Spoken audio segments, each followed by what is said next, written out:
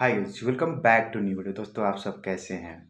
दोस्तों, जो जिस चीज़ के लिए आप वेट कर रहे थे लॉन्ग टर्म से, अगर आप मेडिकल के स्टूडेंट हैं तो कि कब मेरा फॉर्म आएगा, क्या आएगा, इस तरह की बातें आपके मन में चल रहा होगा कि नेपाल में एमबीबीएस कब से शुरू होने वाला है, इस तरह।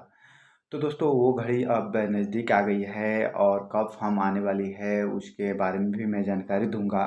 उससे पहले मैं जो भी दोस्त मीन्स छोटे भाई बहन बोलिए या एज ए दोस्त, जैसे मैं दोस्त दोस्त बोलते हूँ सबको, एज अ फ्रेंड, और जो भी है उनका रिजल्ट 12 क्लास का रिजल्ट आ गए हैं और मेरे ख्याल से रिजल्ट कल ही आया है, तो आप सभी लोग देख लिए होंगे। फिर भी अगर आप नहीं देखे हैं या किसी भी तरह से आपको पता नहीं चला है तो इस वीडियो से मैं जानकारी देना चाह रहा हूँ कि आपका रिजल्ट 12 क्लास का आ चुका है और आप देखिए उसे रिजल्ट को।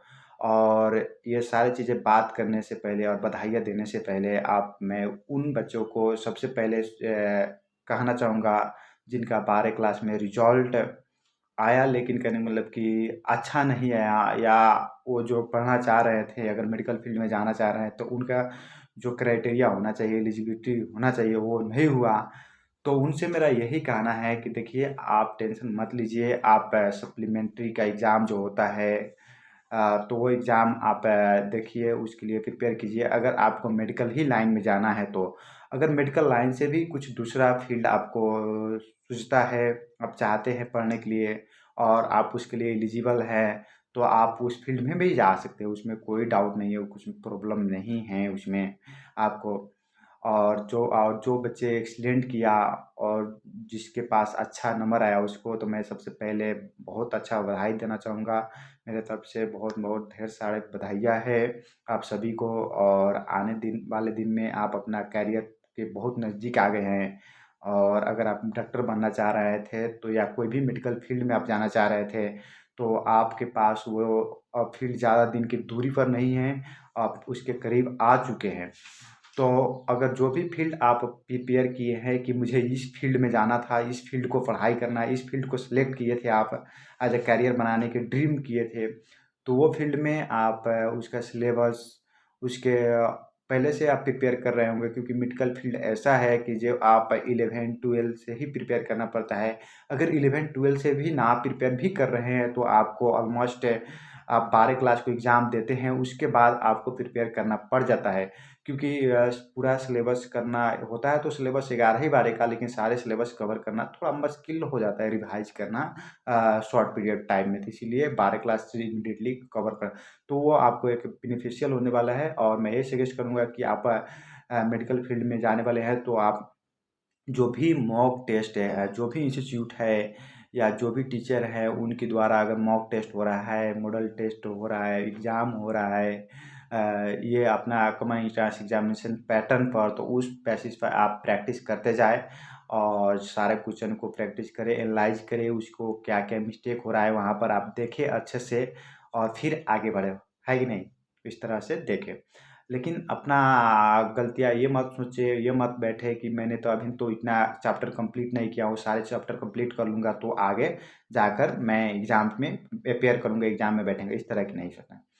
तो अब फॉर्म की बात करते हैं, फॉर्म कब आएगा? देखिए दोस्तों, जो रिज़ल्ट है दिसंबर की फर्स्ट वीक में आ गया है। आप सभी को बहुत ही अच्छे से मालूम है, दिसंबर आज 4 है और दिसंबर की फर्स्ट वीक है, ये चल रहा है, इसमें आ गया है। तो आप ऑलमोस्ट एक्सेप्ट कर सकते हैं कि जो फॉर्म आने वाला है कॉमन एंट्रेंस एग्जामिनेशन को, वो दिसंबर की सेकेंड वीक में आ जाएगा। अगर सेकेंड वीक में मिस हो रहा है तो थर्ड वीक में श्योरली आ जाएगा।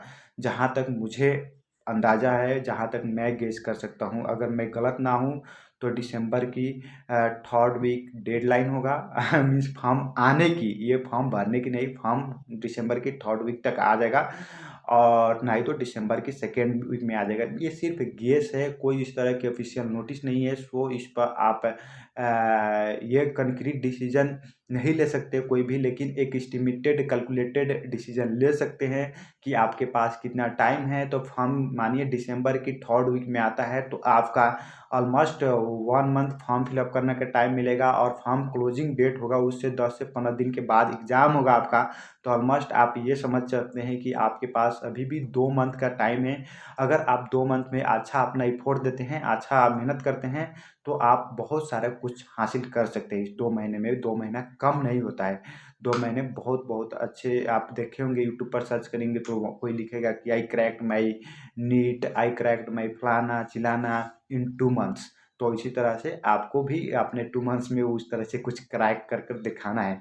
क्योंकि आप ये 2 मंथ्स नहीं सोचिए कि आपके लिए पास 2 ये मंथ्स है, आप इसके लिए 11 क्लास से प्रिपेयर कर रहे हैं।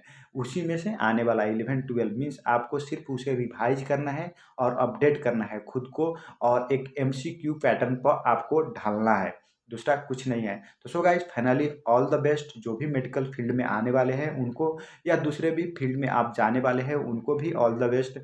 और आप मेडिकल फील्ड में आने वाले हैं तो मैं यहाँ पर नोटिस वगैरह थोड़ा बहुत गाइडेंस भी करता हूँ, थोड़ा बहुत कोशिश करता हूँ कुछ चीज़ें कवर करने के लिए भी। तो आप हमसे भी जुड़ सकते हैं।